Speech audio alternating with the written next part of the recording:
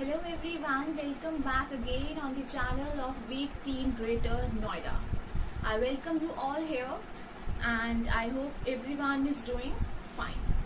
So आज के session में हम लेके आए हैं हिस्ट्री ऑफ सोशल वर्क, मतलब जो सामाजिक कार्य है उसका इतिहास, कैसे जो है सोशल वर्क इंडिया में स्टैब्लिश हुआ, भारत में कैसे उसकी स्थापना आई, कहाँ से सोशल वर्क आया और सामाजिक कार्य एक्चुअली में क्या होता है, ये आज हम थोड़ा सा इसके बारे में देखेंगे।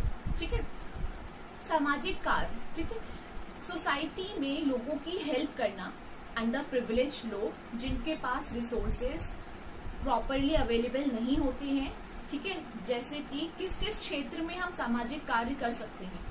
शिक्षा के क्षेत्र में लोगों को अगर शिक्षा नहीं मिलती है प्रॉपर, तो उनको हम हेल्प करके शिक्षा के क्षेत्र में उनकी मदद कर सकते हैं। डिसेबिलिटी, ठीक है, जो विकलांगता होती है उन लोगों की हेल्प हम सामाजिक कार्य के थ्रू कर सकते हैं। मनी प्रॉब्लम्स के लिए, अनएम्प्लॉयमेंट, बेरोजगारी, तो ऐसे बहुत सारे फील्ड्स हैं जिसमें हम सामाजिक कार्य को कर सकते हैं और लोगों की मदद हो सकती है। ठीक है, तो पहले के जमाने में ऐसा होता था कि जो बड़े बड़े राजा लोग थे वो बहुत सारा दान वगैरह करते थे, उसी को सामाजिक कार्य कहा जाता था। अब उसके बाद जैसे जैसे टाइम चेंज होता गया, फिर कुछ लोगों को ऐसे लगने लगा कि सामाजिक कार्य ऐच्छिक कार्य है, मतलब आप अपनी चॉइस से, अपनी इच्छा से आप कर रहे हो, किसी की हेल्प अगर आप कर रहे हो। In the earlier times people use to think कि हम अगर किसी की हेल्प कर रहे हैं, किसी को गरीब को पे कर रहे हैं या उसे खाना खिला रहे हैं या किसी को फ्री में पढ़ा रहे हैं, शिक्षा प्रदान कर रहे हैं, तो वो ऐसा समझते थे कि हम एक तरीके से गॉड की सेवा कर रहे हैं। ठीक है, गरीबों का सेवा करना, उनको अच्छे से ट्रीट करना, वो सब समझते थे कि एक तरीके से ये अच्छा कर्म है और धर्म है हमारा, हम एक तरीके से भगवान की सेवा कर रहे हैं। ठीक है, तो सामाजिक कार्य किसी भी फील्ड में हो सकता है। ठीक है, बाय द टाइम्स चीजें चेंज होती गई, ऑर्गेनाइजेशन स्टैब्लिश होती गई, संस्थाएं बनने लगी, सामाजिक कार्य करने के लिए अलग अलग संस्थाओं का स्टैब्लिशमेंट होने लगा। ठीक है, private organisations and government organisation, कुछ सरकारी होती है और कुछ गैर सरकारी होती हैं, जो कि नॉन गवर्नमेंट होती है, जिनको हम प्राइवेट कहते हैं। ठीक है, दोनों का मोटिव यही होता है कि हम सोशल बेनिफिट के लिए वर्क करें। ठीक है, और काफी सारी स्टैब्लिश्ड हैं सोसाइटीज ऐसी जो आपकी सोशल वेलफेयर के लिए काम आती है। इंडिया में जो हिस्ट्री है सोशल वर्क की, 1936 से पहले ये इसी टाइप का ऐच्छिक कार्य समझा जाता था कि आपकी चॉइस है, जिसको आपको करना है तो करिए। ठीक है, आप किसी की हेल्प करना चाहते हैं। 1936 के बाद Dorabji Tata graduate school of social works establish हुआ। ठीक है, जिसमें कि सोशल वर्क्स के बारे में बात हुई। देन वो स्टैब्लिश हुआ और उसमें क्या था कि ये अभी पहला इंडिया का सोशल वर्क ऑर्गेनाइजेशन था। ठीक है, इसके बाद ये डिसाइड हुआ कि अब जो सोशल वर्क होगा इसके लिए प्रॉपर शिक्षा का होना जरूरी है। ठीक है, आप तभी लोगों को प्रॉपर हेल्प कर पाएंगे। उसके बाद ये फेमस हुआ, इसको स्वीकृति मिली, इसको परमिशन मिली स्टैब्लिशमेंट होने के बाद, एंड फिर इसका नाम जो है Tata institute of social work, जिसको अब हम जानते हैं TISS, इसके नाम से। ठीक है, ये स्टैब्लिश हुआ। 20वीं शताब्दी यानी कि 20th सेंचुरी के 2 दशक पहले कुछ सामाजिक कार्य कल्याण के लिए स्टार्ट किए गए थे, जिसमें कि हमने जैसे अभी स्टार्टिंग में डिस्कस किया था डिफरेंट क्षेत्र जो होते हैं सामाजिक कार्य के, जिसमें आपका अनुसंधान और विज्ञान और शिक्षा के क्षेत्र में, ठीक है, गरीबी के क्षेत्र में, प्लस आप लोगों ने सुना होगा boy scouts and girls scout, ठीक है, कैंप फायर गर्ल्स और बॉयज क्लब मूवमेंट, ये कुछ जो प्रोग्राम्स हैं ये स्टार्ट किए गए थे। इनको हमने सोशल वर्क में इंक्लूड किया था। ठीक है, अब हम देख लेते हैं कुछ ऑर्गेनाइजेशंस जो कि स्टैब्लिश्ड हैं इंडिया में और फेमस है हमारी सोशल वर्क के लिए, जिसमें से एक हम देख चुके हैं, टेस। ठीक है, Tata institute of social work, which is very famous organisation from 1936। इसका एस्टैब्लिशमेंट जो ईयर है वो है 1936। दोराबजी टाटा ग्रेजुएट स्कूल का नाम जो है बाद में Tata institute of social science पढ़ा गया और ये अब उसी से फेमस है। ओके, अब हम कुछ सोशल ऑर्गेनाइजेशन के बारे में डिस्कस कर लेते हैं। कुछ फेमस ऑर्गेनाइजेशंस हैं जैसे कि all India women's conference and Indian council for child welfare and etcetera. काफी सारी ऑर्गेनाइजेशन है। तो स्टार्ट करते हैं ऑल इंडिया वुमेन्स कॉन्फ्रेंस से।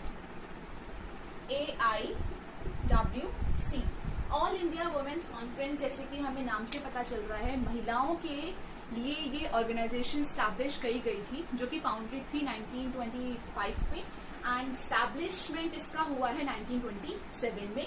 और किसने किया है? मार्गरेट काजन्स ने।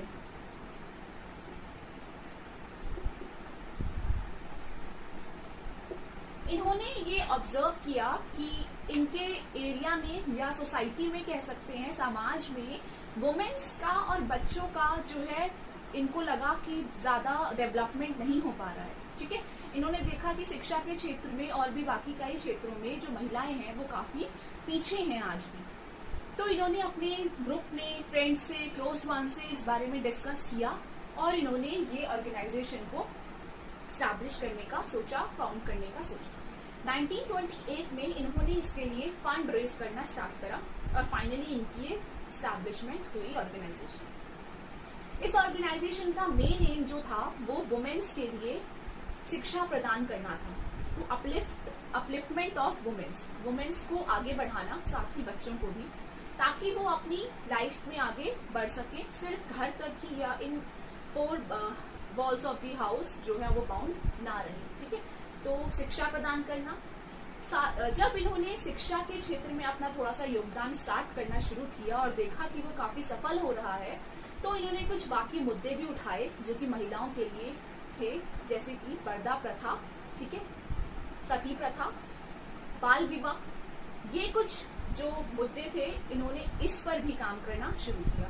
वुमेन्स को ये अपना कपड़े प्रदान करना, शिक्षा प्रदान करना, खाना प्रदान करना, ये इन्होंने स्टार्ट करा ताकि वो अपना शिक्षा लेने के लिए प्रॉपर रोज डेली आए और उनको ये चीज जो रिसोर्सेज उनके पास अवेलेबल नहीं थे, जिसकी वजह से वो अपना स्कूल्स वगैरह में नहीं जा पाती थी, वो प्रोवाइड करना स्टार्ट करा। ठीक है, तो काफी सारी चीजें इन्होंने शुरू करी जिससे कि काफी इनको आगे देखने को भी मिला इम्प्रूवमेंट। तो बेसिकली जो मेन एम कह सकते हैं हम इस ऑर्गेनाइजेशन का, ऑल इंडिया वुमेन्स कॉन्फ्रेंस, वो यही था, upliftment of women's in the field of education and children's also. बच्चों और महिलाओं लाना इनका मेन एम। ठीक है, और फाउंड करी थी मार्गरेट काजन्स ने, 1925 में फाउंड हुई थी, स्टैब्लिश हुई 1927। Indian council for child welfare, the next organization of ours is Indian Council for Child Welfare.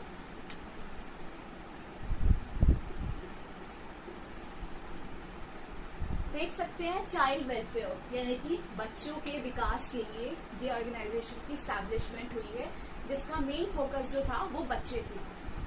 काफी हमें देखने को मिलता है कि चाइल्ड लेबर हर जगह देखने को मिल जाता है, भ्रूण हत्या काफी जगह देखने को मिलती है, बच्चों का प्रॉपर शारीरिक विकास, मानसिक विकास नहीं होता है। ठीक है, तो इस ऑर्गेनाइजेशन का जो मेन पर्पस था वो बच्चे थे, बच्चों का प्रॉपर इम्प्रूवमेंट हो, डेवलपमेंट हो। राइट, 1952 में ये ऑर्गेनाइजेशन स्टैब्लिश्ड हुई है और आज हम देख सकते हैं हर जिले में एक बाल कल्याण संस्था परिषद मौजूद है। इसके जो सदस्य होते हैं, मेंबर्स होते हैं, वो कलेक्ट्रेट, मजिस्ट्रेट, गैर सरकारी और सरकारी सदस्य होते हैं। ठीक है, इसके मेंबर्स होते हैं जो इस ऑर्गेनाइजेशन का देखरेख करते हैं। काफी सारी चीजें हम देख सकते हैं बच्चों के केसेस में, उनको प्रॉपर एजुकेशन प्रोवाइड नहीं होती है, प्रॉपर उनको फूड प्रोवाइड नहीं होता है, उनको क्लॉथ्स प्रोवाइड नहीं होते हैं, उनको एक्टिविटीज नहीं कराई जाती है, उनका जो अधिकार है वो उनसे वंचित होते हैं। तो ऐसी बहुत सारी चीजें होती हैं जिनके ऊपर बच्चों के लिए हमें काम करना चाहिए, तो इसलिए ये ऑर्गेनाइजेशन का स्टैब्लिशमेंट हुआ है। जैसे जो वर्किंग वुमेन्स हैं उनके लिए क्रेच है, भ्रूण हत्या के लिए ऑर्गेनाइजेशंस जो है वो कैंप स्टैब्लिश करती है, ताकि लोगों को अवेयरनेस हो, उनको जागरूकता प्रदान हो।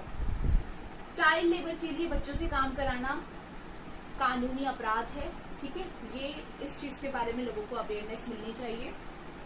प्लस काफी सारी ऐसी चीजें हैं जिसके बारे में बच्चों को भी जागरूकता प्रदान होनी चाहिए, ठीक है। उसके बाद हम देख सकते हैं कि जैसे कि चाइल्ड जब कोई आपदा आ सकती है, बाल आपदा अगर हो जाती है, तो उसके लिए हमने इसमें स्थापित हुआ है चाइल्ड डिजास्टर रिलीफ फंड। ये उन बच्चों के लिए अगर आपदा में किसी बच्चे को नुकसान पहुंचता है या उसके फैमिली मेंबर्स उससे अलग हो जाते हैं या वो अपने फैमिली मेंबर्स को खो देता है, तो उनके लिए ये भी स्थापना की गई है चाइल्ड डिजास्टर वेलफेयर फंड। हाल ही में कुछ महत्वपूर्ण योगदान इस क्षेत्र में हमारे लिए हुआ है, जैसे कि national plan of action for children, जिसको हम बोलते हैं NPAC 2005। बाल अधिकार संरक्षण, ये भी आपका 2005 का है। बाल संसदीय मंच, 11वीं योजना के लिए भारत में बाल परामर्श, जिससे कि बच्चों को परामर्श मिल सके, गाइडेंस मिल सके। एंड नेशनल ब्रेवरी अवार्ड, जो बच्चे कुछ ऐसा करते हैं जिससे वो ब्रेवरी अवार्ड उनको दिया जा सके। ये सब इसलिए ताकि बच्चों को एक अवेयरनेस मिले, एक मोटिवेशन मिले, कुछ कर दिखाने के लिए उनको हिम्मत मिले। तो ये कुछ न्यू हमारे इम्पोर्टेंट हैं जो इस क्षेत्र में हमारे अभी एड ऑन हो गए हैं, ठीक है।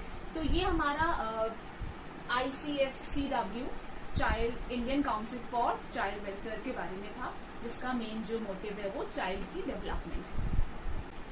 नेक्स्ट हम बात कर लेते हैं voluntary health association of India, ठीक है, VHAI। हेल्थ के ऊपर ज्यादा फोकस था इस ऑर्गेनाइजेशन का, जो स्टैब्लिश हुई थी 1970 में।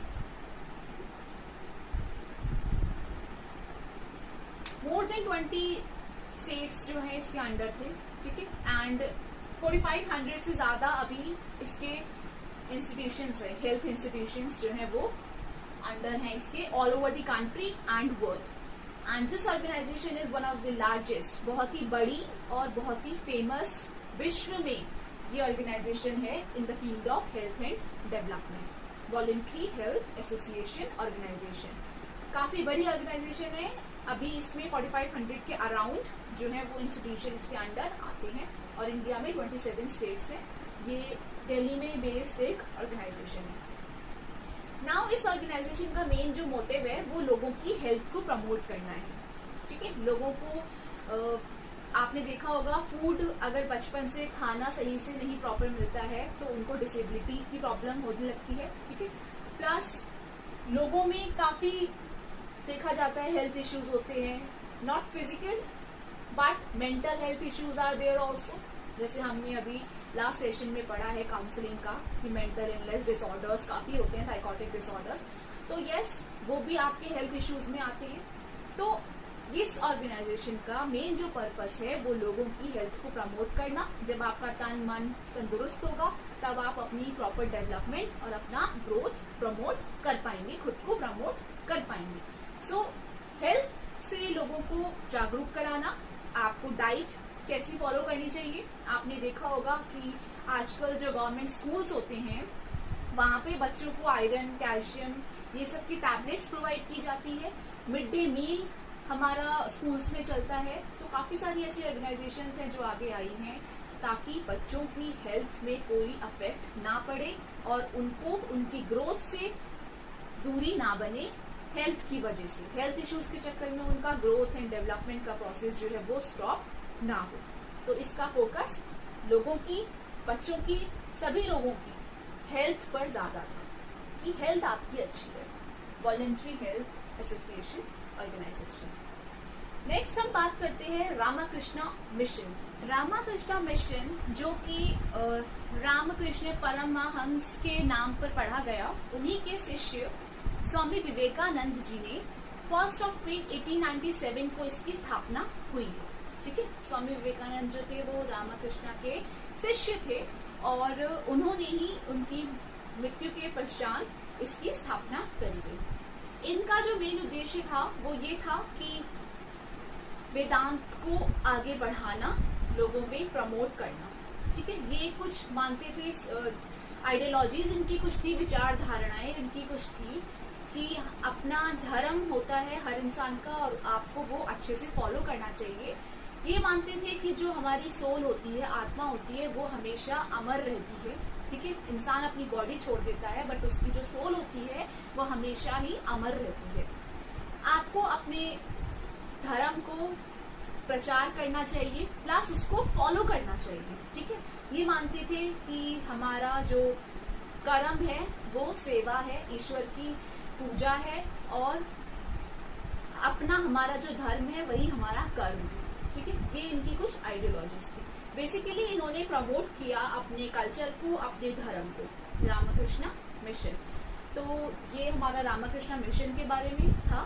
तो आज हमने डिस्कस करी AIWC, ICF, CW and VHAI and Ramakrishna Mission.